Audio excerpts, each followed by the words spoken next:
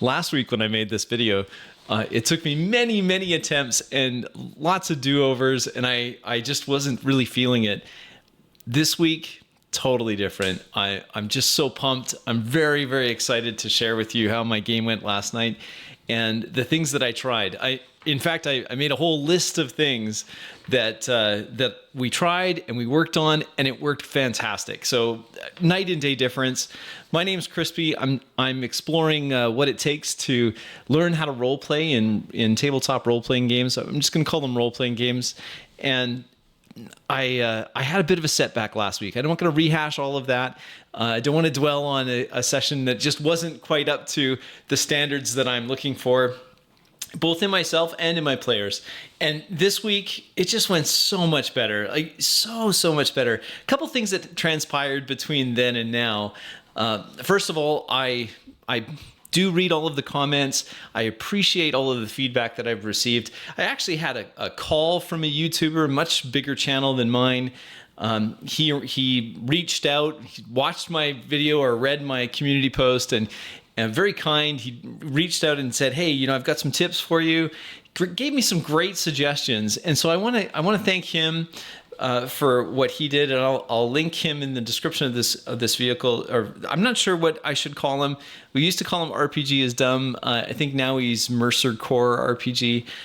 Perhaps you could tell me what the proper name I should use, but I do want to thank him because he went really the extra mile, reached out personally and gave me some good pointers, and I appreciate that. Also had some video responses from many kind individuals, and I really did appreciate that. And I tried to incorporate, those suggestions into what I did last night. I also took some time to speak with my players, and in particular, some of my longtime players, where I reached out to them and said, "Look, I'm kind of discouraged. It just didn't seem to flow very well. We're trying to be more role play focused, and it really didn't feel that way. It felt like everyone was kind of dragging their feet." And interestingly, he had the same.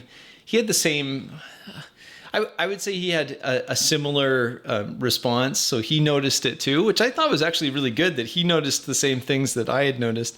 And so we talked about it. He had some great suggestions, which I thought were just fantastic. And so I tried to incorporate those as well. So if you'll allow me, I'm going to just go through some of the things that I did, and I'll talk just a little bit about why I think they worked, because it was so much better last night than the week before.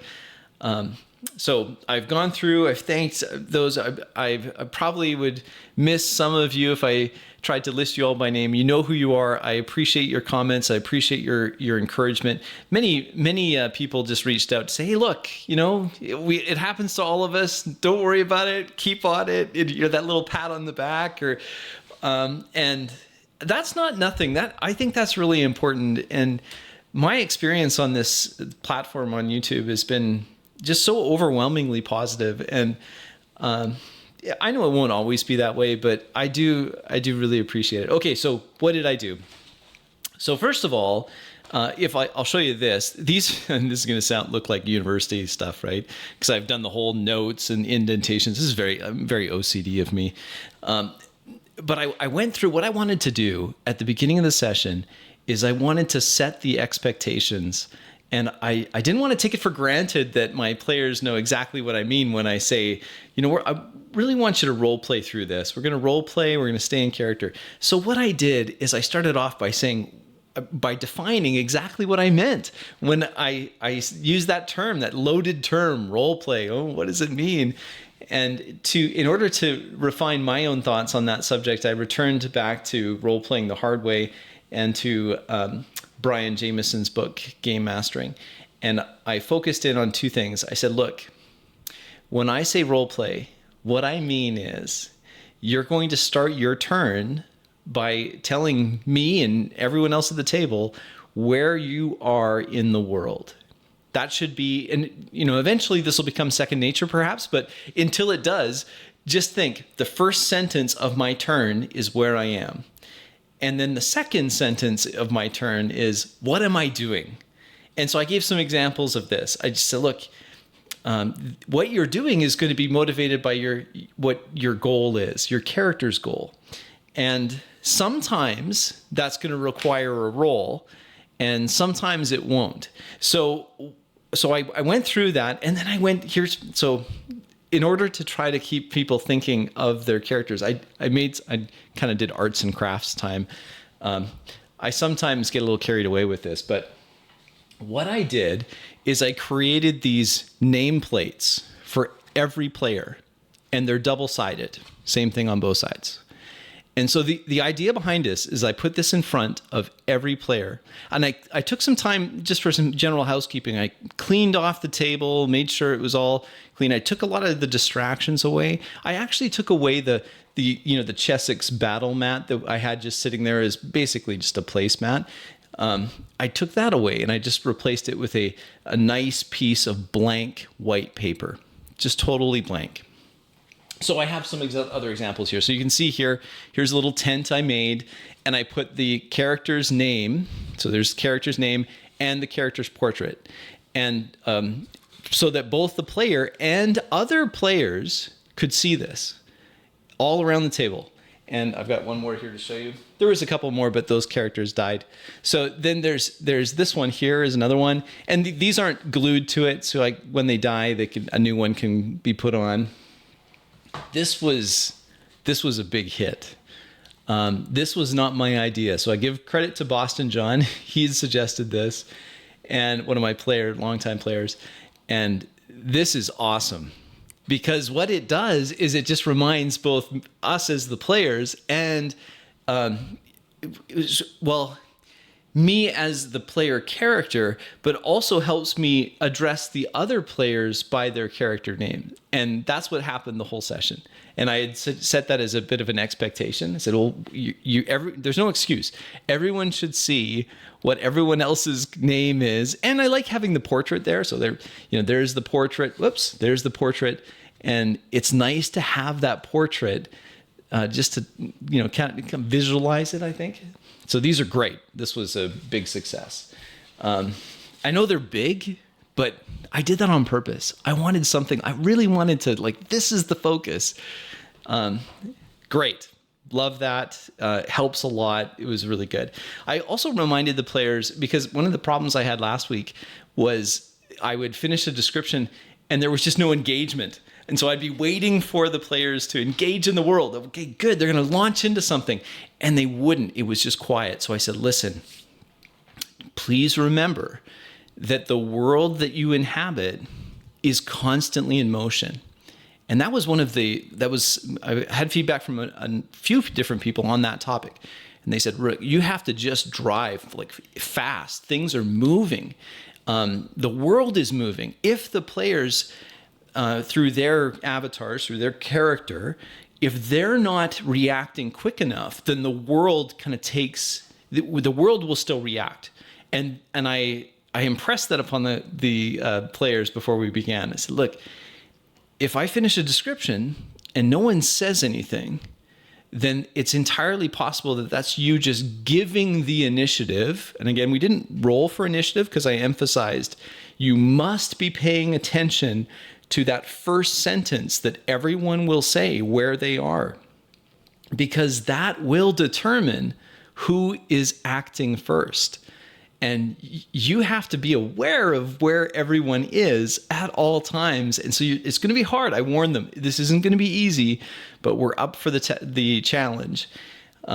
So that was good because right from the very opening scene or description of where we had left off last week, it was immediately into action. It was immediately into the world changing and morphing and things happening all around them and characters dying and almost dying, and it was just lots and lots of things happening. We didn't have this slow burn into something that it launched right into it, and that worked very well. And one of the suggestions I had is characters should be always a little worried about the lethality of the world, and that brings a sense of realism within a fictional setting. I think it's necessary, and we certainly had that. That helped a lot. I'm just going through here. Oh, I gave examples of what I clarified, I guess is a better word, of how myself as judge or game master and how I'm able to interact with them once we've begun the game. And I gave examples of what that looked like. That helped a lot because we had someone, like one of the players brought his son-in-law, who's here on vacation. And I think he did say he's had some limited exposure to RPGs, most likely, Dungeons and Dragons, I think is what he said. And it helped him, I think, that I gave examples of, you're not going to ask me questions just the way that you've normally asked questions to the dungeon master or game master, because I won't respond to those. I'm not actually in the scene. You'll be able to get more on the scope of what's around you, so what your character sees, and I gave examples of how to do that. I actually wrote a few of them down here. So, I pause for a second and I count the enemies that are still standing. Okay, perfect. That works. That works really well. And it's not long and it doesn't require a whole lot of thought of how do I word this. I think it helped I gave some of that lexicon to the players before we began. Very important. I insisted that no player touch any dice. I know this sounds kind of extreme, but I'll explain why. I said no one touches their dice until I call for a roll. I felt the need to do that because what was happening over last week, and I think it has been we've been descending back into old ways where back in our Pathfinder days, and especially when we were playing high level Pathfinder campaigns or adventures, there's just so many. This is first edition Pathfinder, so there's just so many actions, so many, each round are high level fighters and others they have so many dice to roll that we would often get into the habit of pre-rolling things so that when it came to us, it wasn't slowing down. And I think we were getting a little bit into that, and I don't want that. I want it. We're not playing in a system where that's really required. Weird Frontiers or DCC in general doesn't need that, and I'm glad it doesn't, because as much as it's fun to roll dice, there can be too much of a good thing. So I said, don't touch those dice until I tell you I need a roll. Then, by all means, you go ahead. And that really helped, because what it did is it put the emphasis back on the player narrating what their character is doing. And then I can, after they narrate what they're doing, I can set in my mind, I determine the difficulty of that task as they've described it to me, and I call for a roll, and then they roll. That worked. It was very quick. It was great. There was no question then as to what they were rolling about. In the past, last week, what was happening is that we would have someone rolling and no one really understood what they were rolling about. Well, what's he rolling for? I don't know, and I'm supposed to be the game master. I don't know what he's rolling for. So it sounds extreme for me to say that, but around the table, and I say it like most extreme things that I say it with a big smile, and I say, look, I just don't want you to touch those dice until I call for it. Then you go ahead. When I call for it, please. This was hard for me to do, and it was a huge success. In the past, for many, many years, just part of my enjoyment of the hobby, I would narrate the results of every check, attack, contest, test that in between characters or the character in the world. I would narrate both failures and successes.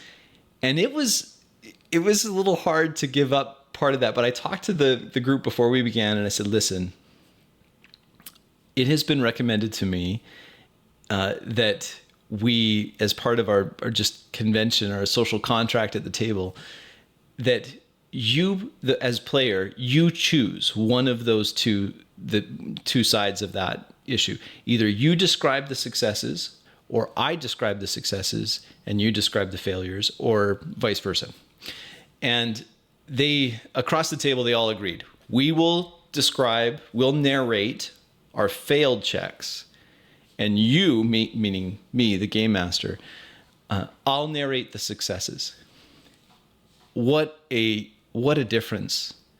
A huge difference. I didn't think it would be that much. At first I was nervous, not that the players would try to nerf their failures. I was worried that they would be too hard on themselves.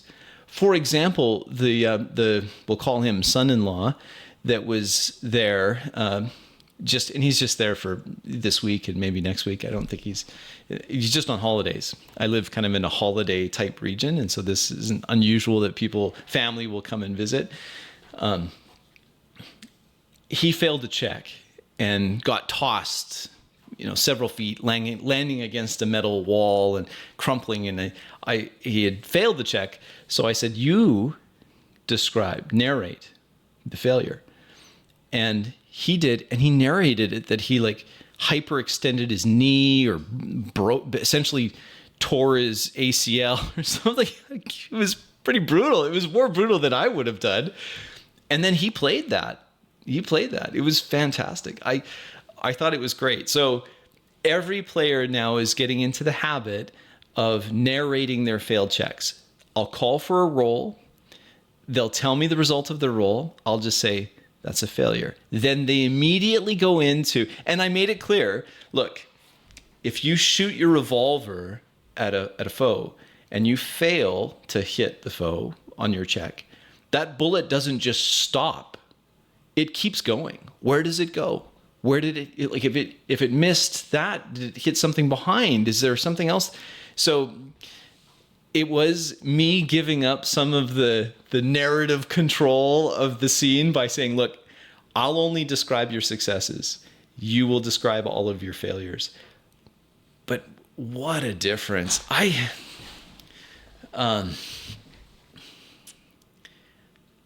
think that part of the reason why it worked so well was that it invited the players to have that input on what the scope of the world is, what the scene looks like, what's happening around things.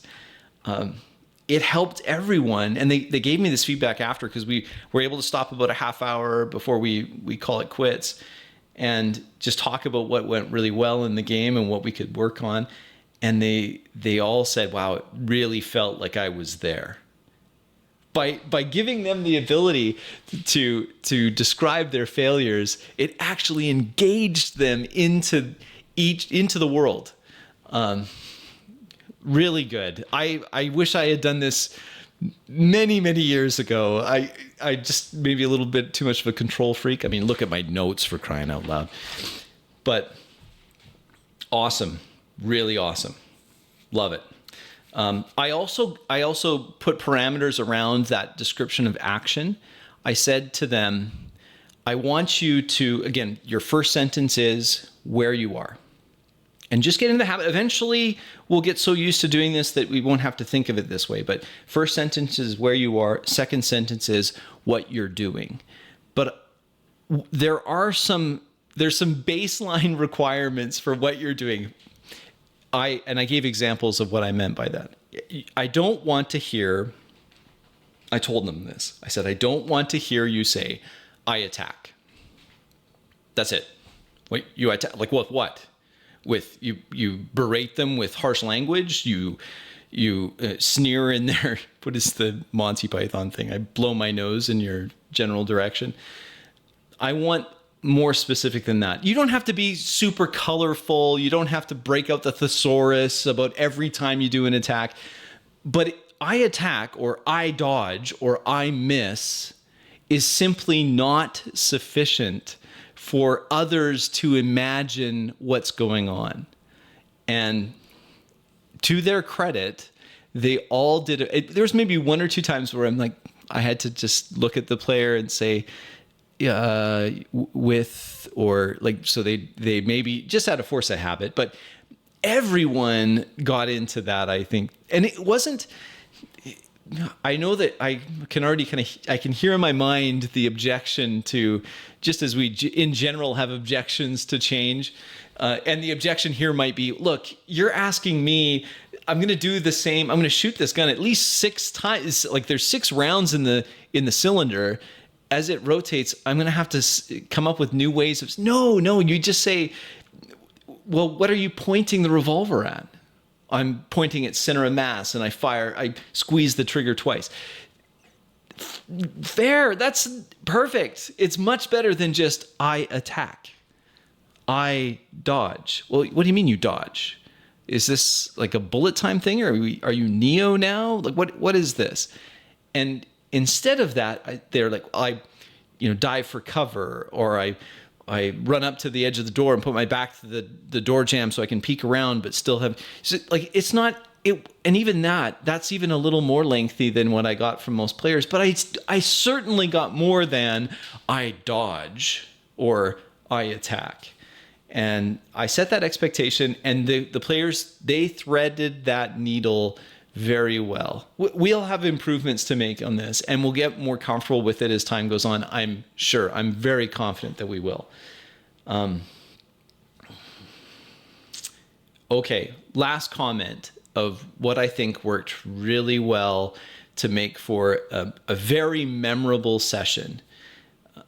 I've already mentioned, characters dying left, right, and center.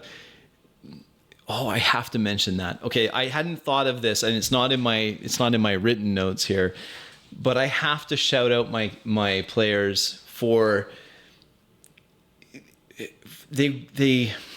I had encouraged them at the beginning of the game. I said, don't try to think of it, or I invited them to not think of their actions in terms of what would my character do. What I did is I paused before we began, and I invited them to get into character. Try to eliminate the space that is implied when you're thinking as what would the character do. Try to be the character. What did I say to them? I said, I know you're all well-adjusted human beings, but for the next 2 hours, you're not. For the next 2 hours, you're whatever phobias and all of the strange and wonderful and crazy habits of this guy. That's who you are. So whatever you think of for the next 2 hours, that is what this character will do, because you're not thinking like yourself anymore. You're thinking like them. That, it might sound like I'm trying to split hairs or talk in semantics, but it did change things. I do think it changed things. I'm going to try that some more, and I think that it helped, because we had 2 instances, and this is what my roundabout way of talking, this is what I did not put in my notes, but I have to mention. We had a couple characters that were long. I mean, these are characters that have lived through several adventures together, and 2 of them die. And one of them that dies has had in the past been instrumental in saving this character. And so the player that ran this character, when it was this guy who died, and he took, like, this is, the world's moving. There's crazy things happening in the scope that this is. But he's playing, as you can see from the picture, the player chose a character that was quite young, and he played it like this was a kind of a mentor or someone that he looked up to, and he's dead now.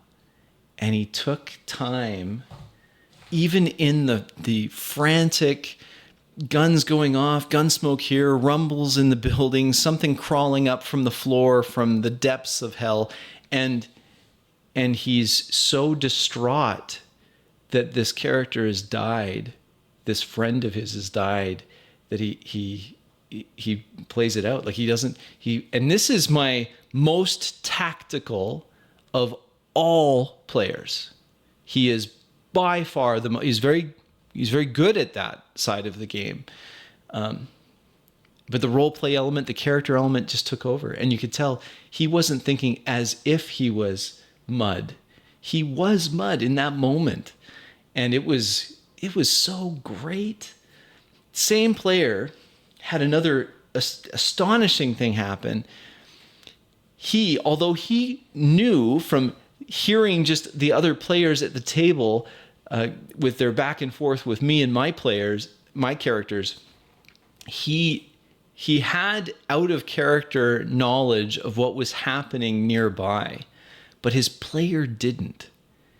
And he separated that knowledge the whole game until the very last moment where someone mentioned in character what was going on inside the building, and then immediately he flew into action. Like, what do you mean this was going on?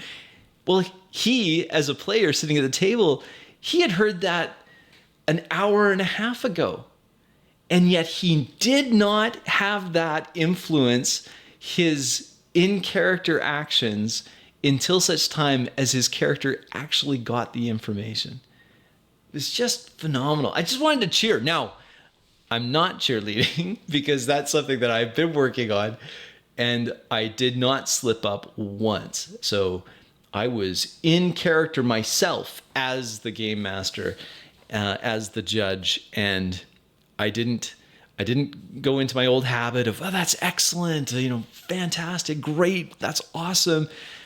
I saved all of that until we had stopped the game, and we all kind of sat back in our chairs, and everyone was we just took a moment. We had, 3 of the players had lost characters in epic ways, not just in random things, but in epic ways. The characters went down in blaze of glory style things. A lot of stuff happened, and we all left on this emotional high, having accomplished what we set out to do.